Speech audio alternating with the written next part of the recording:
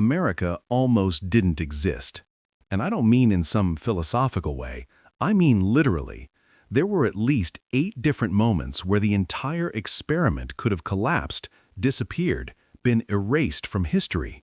One wrong decision, one lost battle, one stubborn politician, and you're not watching this right now, because there would be no United States of America. So what were these moments? And how did a bunch of farmers, rebels, and arguing politicians somehow hold it together long enough to create a country? Let's find out. This is History Crypt, and today we're looking at 8 turning points that saved early America. These aren't just battles or documents. These are the moments where everything hung by a thread, where the wrong move meant game over. So buckle up, because this story is a lot closer to disaster than you think. Turning Point 1. The shot heard around the world. It's April 19, 1775. The American Revolution hasn't started yet, because technically there is no revolution, just a lot of angry colonists complaining about taxes and writing strongly worded letters. The British think they can handle it. Just confiscate some weapons, arrest a few troublemakers, and it'll blow over. So they send 700 soldiers to Concord, Massachusetts to seize a stockpile of colonial weapons. But the colonists find out. Paul Revere and others ride through the night warning everyone. By the time the British reach Lexington Green, 77 militiamen are standing there waiting. Now, 77 farmers with muskets versus 700 trained British soldiers? Not exactly a fair fight. The British commander orders the colonists to disperse, and they start to, but then someone fires a shot. No one knows who. Maybe a British soldier, maybe a colonist, maybe an accident. But that one shot changes everything. The British open fire. 8 colonists die. The British march on to Concord, destroy some supplies, and start heading back to Boston. And that's when things get bad. For them. Thousands of colonial militiamen swarm out of nowhere, hiding behind trees, stone walls, houses. They turn the British retreat into a nightmare. By the end of the day, 73 British soldiers are dead, 174 wounded. The most powerful military in the world just got bloodied by a bunch of part-time soldiers. Why does this matter? Because that one shot forced everyone to pick a side.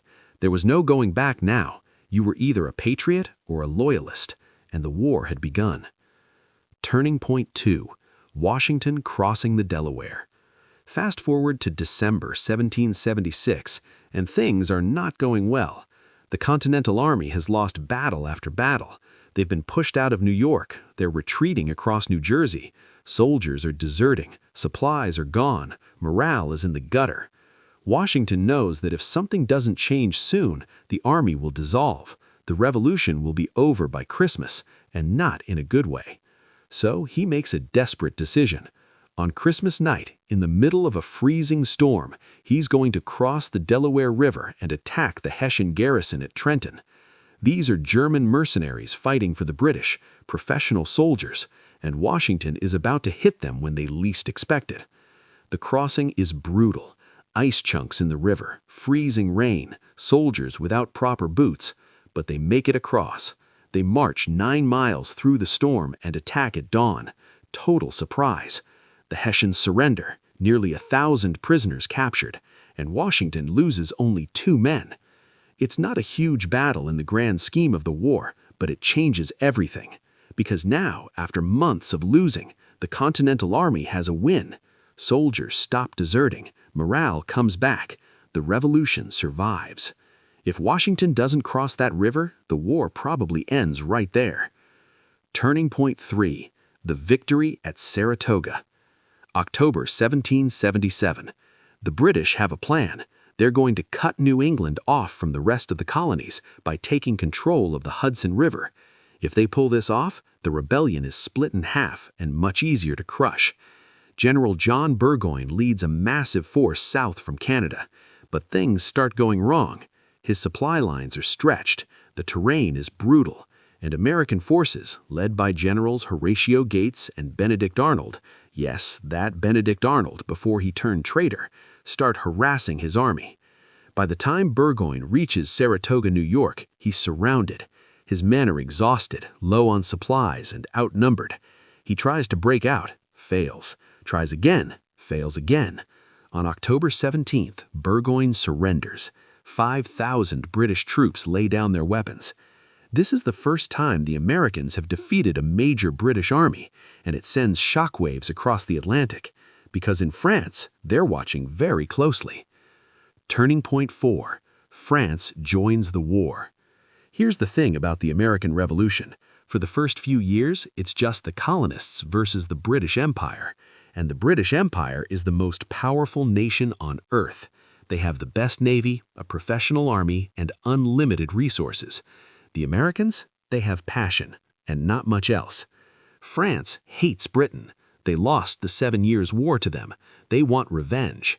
But they're not going to help a losing cause. They need proof that the Americans can actually win. Saratoga gives them that proof. In February 1778, France officially allies with the United States. They send money, weapons, troops, and most importantly, their navy. Now Britain isn't just fighting farmers in the woods, they're fighting a global war against a major European power.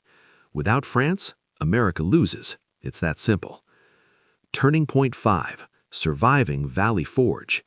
Winter 1777 to 1778. While diplomats are negotiating with France, the Continental Army is camped at Valley Forge, Pennsylvania, and they are suffering.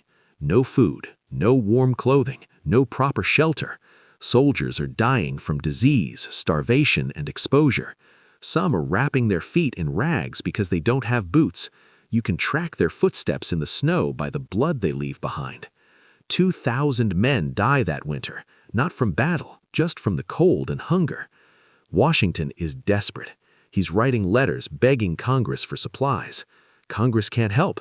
They don't have money. They don't have organization. The army is on its own.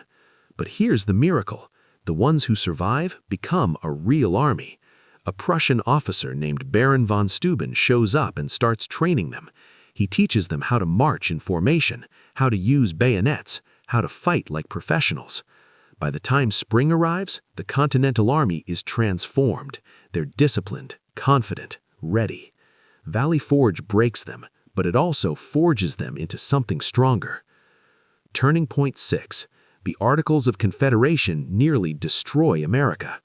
The war ends in 1883. America wins. Independence is official. Hooray!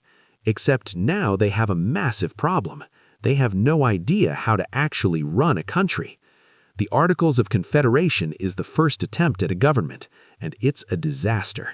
Congress can't tax anyone. It can't regulate trade. It can't enforce laws. Each state acts like its own little country, printing its own money, ignoring Congress, doing whatever it wants. The economy collapses. Debt is out of control. In Massachusetts, farmers are so angry about taxes and debt that they start an armed rebellion.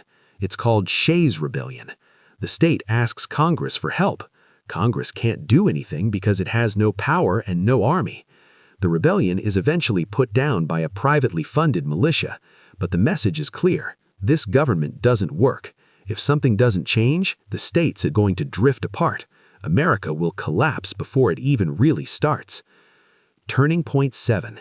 The Constitutional Convention of 1787. May 1787. Delegates from the states meet in Philadelphia. The plan is to fix the Articles of Confederation, but once they start talking, they realize you can't fix this. You have to start over. So they do, something radical. They write a whole new constitution, a stronger federal government, 3 branches, checks and balances, the power to tax, to regulate trade, to actually function. But it almost falls apart. Big states want representation based on population. Small states want equal representation. Slave states want slave and people counted for representation, but not for taxation. Free states say that's insane. The arguments are fierce. Delegates threaten to walk out. They compromise. The Great Compromise creates 2 houses of Congress. The Senate gives every state equal representation. The House is based on population. It's not perfect. The 3/5 compromise is morally horrific, but it holds the convention together. On September 17, 1787, they signed the Constitution. It still has to be ratified. That's a whole other battle. But eventually, enough states agree, and America has a real government. If this convention fails, there's no United States, just a loose collection of squabbling states that eventually gets swallowed up by European powers.